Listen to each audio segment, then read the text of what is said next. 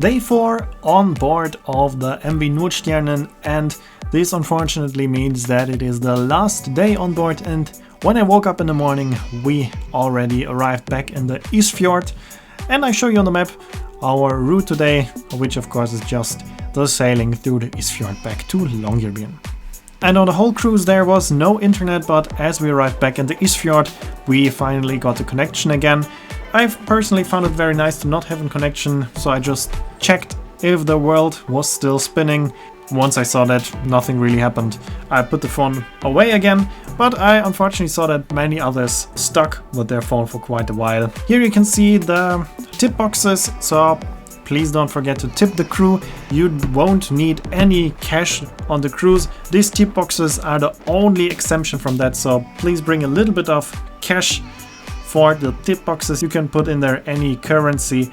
They take everything of course, but you will need some cash for that.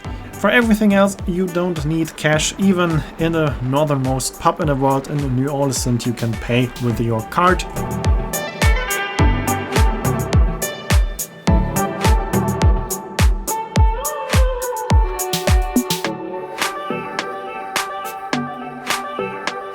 And here we are back in Longyearbyen. Here you can see already the airport and the city.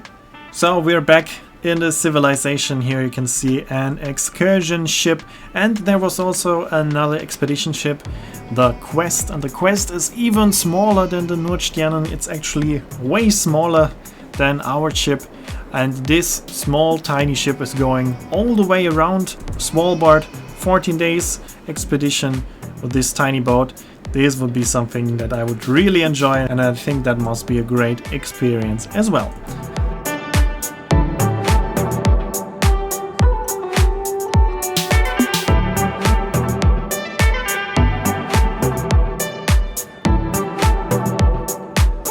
And then it was unfortunately time to say goodbye to my lovely cabin. And as I already said in the first videos, I really enjoyed staying there, even though it was very small.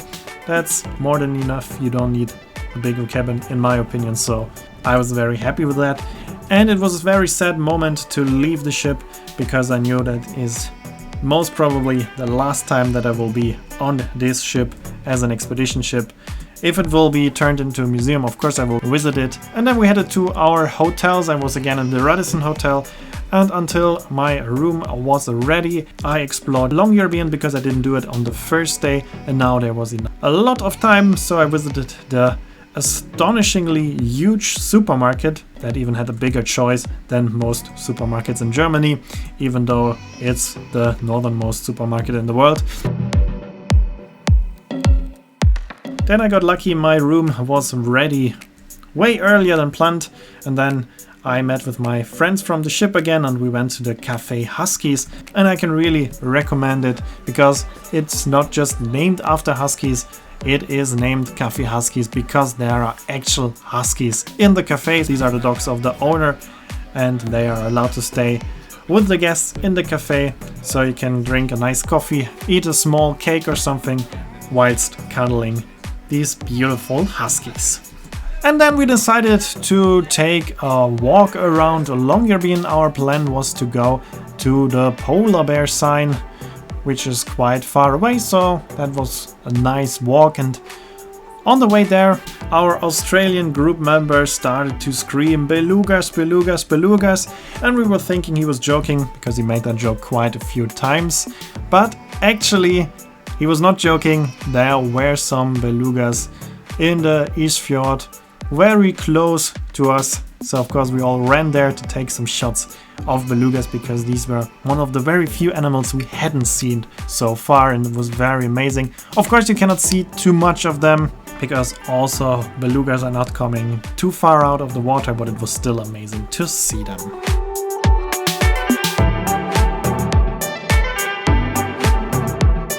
And then I headed back to the hotel because the battery of the camera died and there was no more space on the memory card, so I went back to the hotel. There we had a farewell dinner, and then after dinner I decided to take another tour around Longyearbyen for a short evening walk, but very soon after I started I realized that I'm extremely tired, because as I explained, there was not too much sleep on the ship because I was always afraid to miss something, so stayed up late, woke up early, and so after a very short walk around Longyearbyen I went back to the Radisson Blu and fell asleep immediately.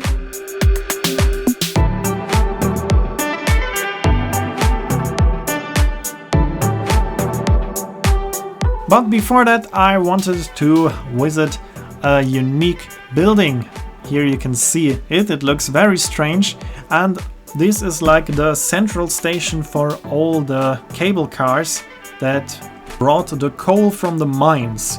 You can see all these remains of different cable cars, even one going straight through the city center, and here you can see also a station where the cable car turned slightly, and they were used to transport the coal from the mines, but now these mines are all closed, so this whole transportation system is not in use anymore. But there are still a lot of remains visible, so that was very interesting to see. But then I finally decided to go back to the hotel and get some more sleep.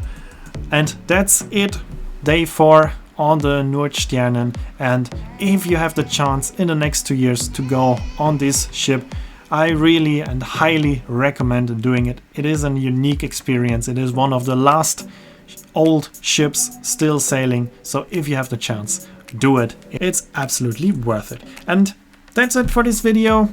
I hope you enjoyed it. Here you can see the name of the song and when my next English video is planned. And as always, thanks for watching. Hope you liked the video. If you did, please consider to like, subscribe, comment or share the video link, and see you then in the next video.